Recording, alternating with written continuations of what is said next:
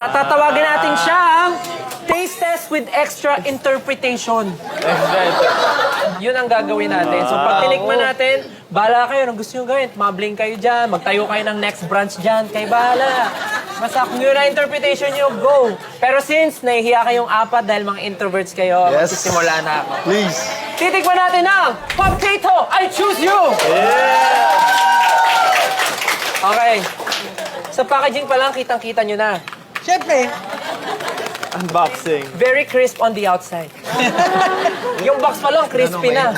Malambot kaya ang loob. Malambot kaya siya sa loob. Malalaman natin. Oh, ganito pala yung tsura niya. Ay, Oh, mamaya. ako. Ano, gumalaw eh. Parang ano, ang daming memories na nagpa-flashback. Ano, sige nga. Amoy pa lang.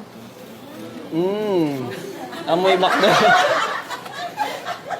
Amoy kitchen. Okay, titikman ko na. Titikman! Oh! Wow, okay. Asan na yung ano mo, interpretasyon mo? Teka lang! Nag-internalize ako. Shucks! Potato? Papa, naaalala mo ba? Nung ako'y bata pa, di ba?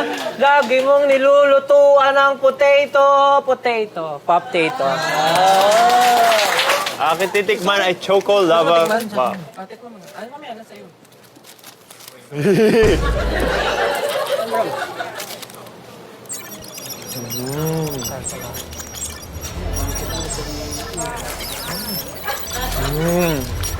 Ano? Sa'yo hanggang sa huli. Ano yun? Ano yun? Ano yun? Ano yun hanggang sa uli? Kasi, yung tamis niya, parang kasing tamis ng kanta. It's like a love song. Choco Lava Puff. Hindi siya sobrang tamis. Tamang-tama lang. Para siyang medyo dark chocolate ata to. So may konting pait. Parang hanggang sa uli, di ba? May konting pait, pero matamis. So wala kang reaction, nag-iisip kayo yung sunod. Oh, next! Wala kang reaction. Sige. Hindi ko ano gagawin ko. Sarap. Ay ko, mainit. Sarap nga. Parang gusto ko mag-rap sa sarap. Galing. Oh, saan na yung rap? Choco Lava Puff. Hey. Oh. I can't get enough. Oh. Extra warm chocolate. Ooh, I love you.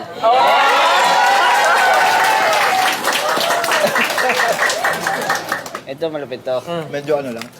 Tingnan natin. Medyo nasipag.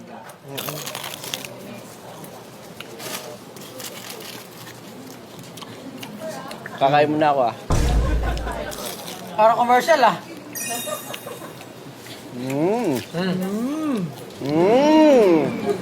Yummy yan, Clara! Sabi na.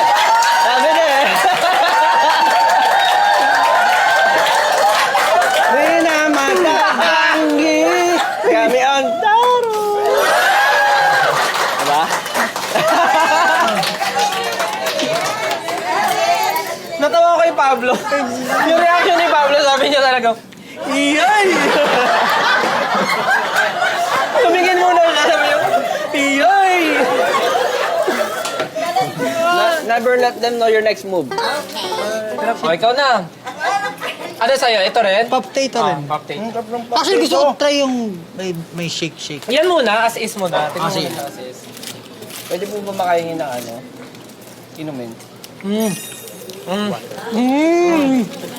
Sarap. Ngayon, tikman mo naman yung may powder. Harap, Dok. Harap. May naisip na siya. Oh. Potato. Kasasamahan mo pa nito.